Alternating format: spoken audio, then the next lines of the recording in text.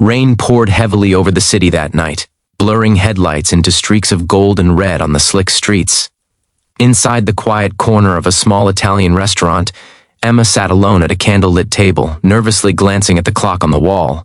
The man she was supposed to meet, a blind date arranged by her best friend, was already 20 minutes late. She stirred her glass of water, watching the condensation trickle down, and wondered for the 100th time why she'd agreed to this. Her heart wasn't ready for another disappointment. Not after what happened last year, not after how everything had ended. If you believe in kindness, second chances, and the power of unexpected love, then please don't forget to like, comment, share, and subscribe, because what happens next will remind you that sometimes destiny just runs a little late. Emma was about to leave when the door opened, and a man rushed in, drenched from the rain, shaking off his coat with an apologetic smile. He was tall, probably in his mid-30s, with dark hair that clung to his forehead and eyes that carried both warmth and exhaustion. "You must be Emma," he said softly, slightly out of breath. His name was Daniel. From the moment he sat down, Emma could sense something different about him. He wasn't trying to impress her with charm or compliments. He was quiet, gentle, almost cautious, like someone who had seen too much and learned to move carefully through life. Their conversation started awkwardly, with small talk about work and favorite foods, but soon the awkwardness turned into genuine curiosity. She found herself laughing at his self-deprecating jokes and noticing the sadness he tried to hide behind his smiles. But just as things began to feel comfortable, Emma's phone buzzed, a message from her ex-fiancé. It was short, meaningless, but it brought back a flood of memories she had fought so hard to bury. She lost focus, her laughter faded, and Daniel noticed. "You look like you've seen a ghost," he said kindly. Emma forced a smile and brushed it off, but the rest of the evening felt heavy. She couldn't shake the feeling that she was betraying her past just by sitting there. When Daniel offered to walk her out, she politely refused and left alone, her heels clicking sharply against the wet pavement. That night, as she rode home in silence, she thought about Daniel. The way his eyes softened when he talked about his daughter. The way he'd listened when she spoke. He had told her only briefly that he was a single father, raising a 6-year-old named Lily. But it was the way he said her name, with pride and tenderness, that stuck in Emma's mind long after she went to bed. Still, Emma convinced herself that the date had been a mistake. She wasn't ready. She told her friend the next day that it didn't click, and asked her not to set her up again. What she didn't know was that Daniel too had gone home thinking he wasn't good enough for someone like her. Weeks passed, life returned to its gray rhythm.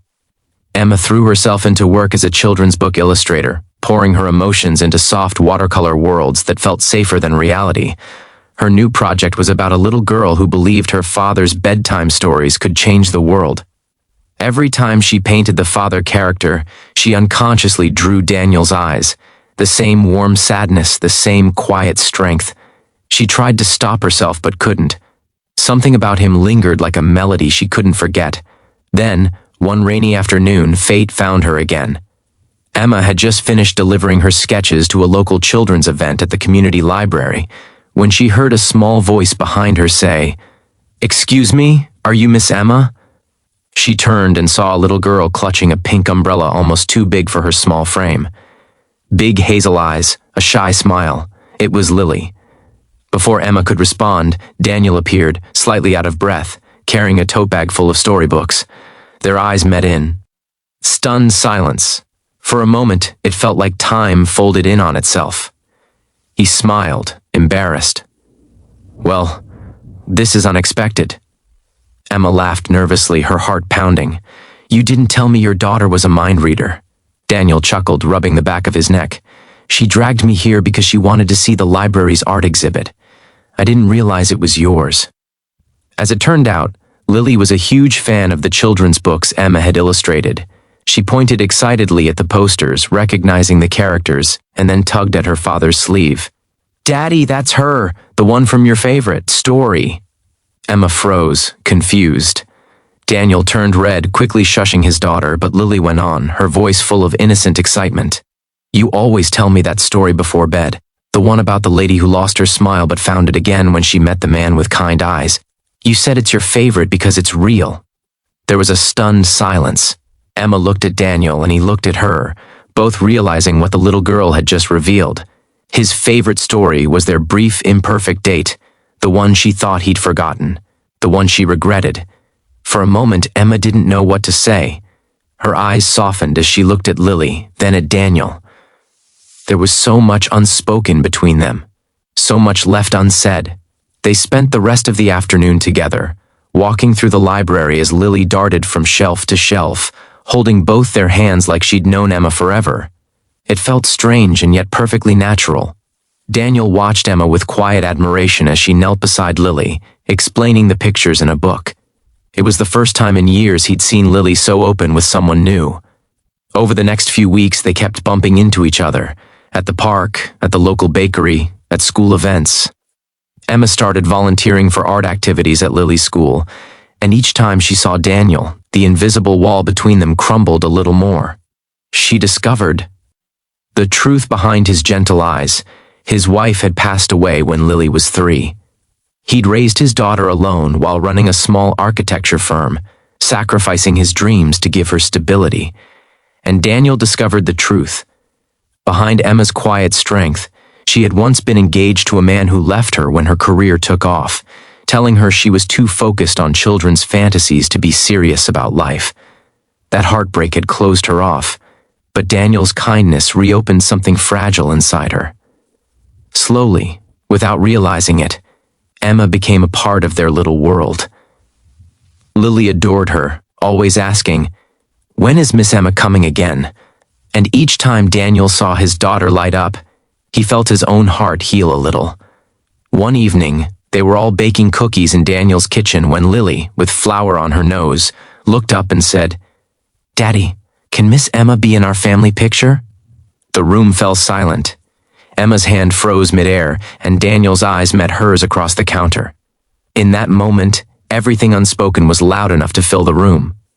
After Lily went to bed, Daniel walked Emma to her car. The night was cool and quiet, the moon hanging low over the trees. "You know," he said softly, "I didn't expect any of this. I thought that night, our date, was the end of something. But maybe it was the beginning." Emma smiled, her eyes glistening. Sometimes the stories we give up on find their own way back. They stood there for a long moment, and when Daniel reached for her hand, she didn't pull away. For the first time in years, Emma felt safe. Months passed, and the three of them became inseparable. They took small trips together, painted murals at Lily's school, and spent Sunday mornings making pancakes and laughing at the mess.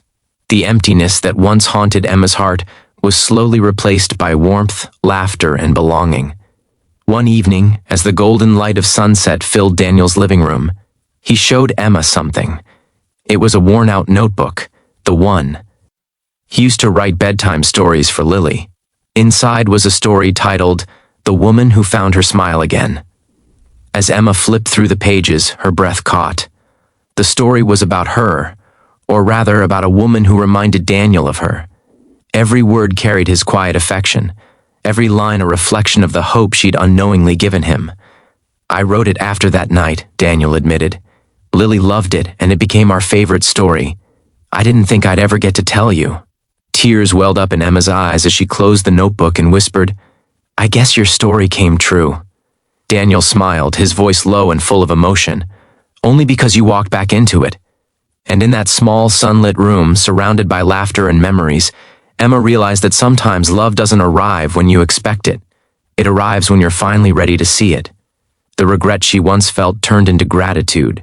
Every heartbreak, every lonely night had led her here, to a man who saw her not as broken but as beautiful in her healing. If this story touched your heart, please like, share, comment, and subscribe to our channel. Let this story remind you that no matter how broken your past is, love can still find you when you least expect it.